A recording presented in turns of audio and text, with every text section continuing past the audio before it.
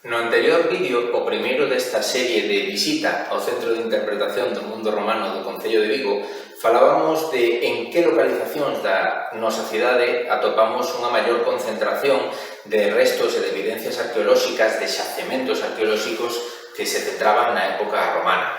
Pero agora o que imos facer é ir un pouquinho máis atrás e imos a ver que pasaba neste territorio antes da chegada dos romanos e que se topa o mundo romano cando conquista o noroeste da Península Ibérica e máis concretamente Galicia e a nosa cidade. O logo chamado territorio galaico non estaba despoboado, senón todo o contrario. Estaba cheo de un tipo de asentamento que chamamos castro e que define a súa cultura. Por iso falamos de cultura dos castros ou cultura castrexa.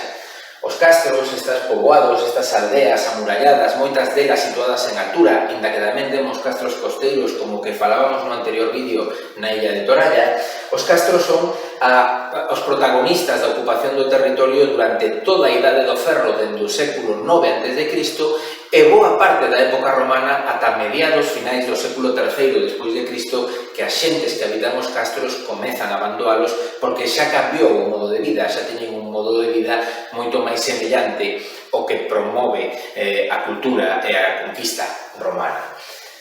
A que se adica esta xente dos castros? Pois son fundamentalmente actividades primarias, a agricultura, a gandería, a pesca e a explotación dos recursos próximos aos seus asentamentos.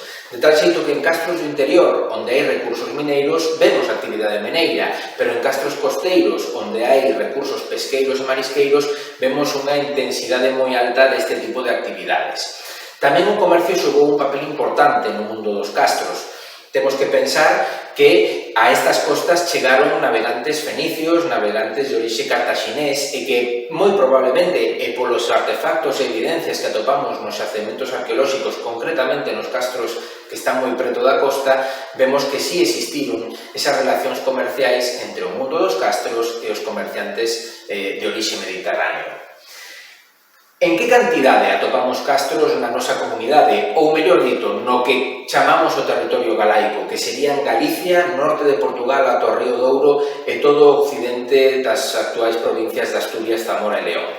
Para que nos facamos unha idea, nesa área do noroeste coñecemos máis de 5.000 emprazamentos que estiveron ocupados por castros. E só no concello de Vigo, todos estes puntiños que vedes no mapa son castros. 27 castros en concreto, nada máis que no que hoxe ocupa a cidade de Vigo. É importante salientar que probablemente sabemos con certa seguridade que non estiveron todos ocupados ao mesmo tempo. Son 1200 anos de historia da cultura dos castros, durante os cales uns castros ocupábanse, abandonábanse, xurdían outros, é dicir, dentro deses 1200 anos poden producirse moitísimos cambios na ocupación dun territorio. Pero esos serían os totais, máis de 5.000 castros no territorio galaico, 27 só no concello de Vigo.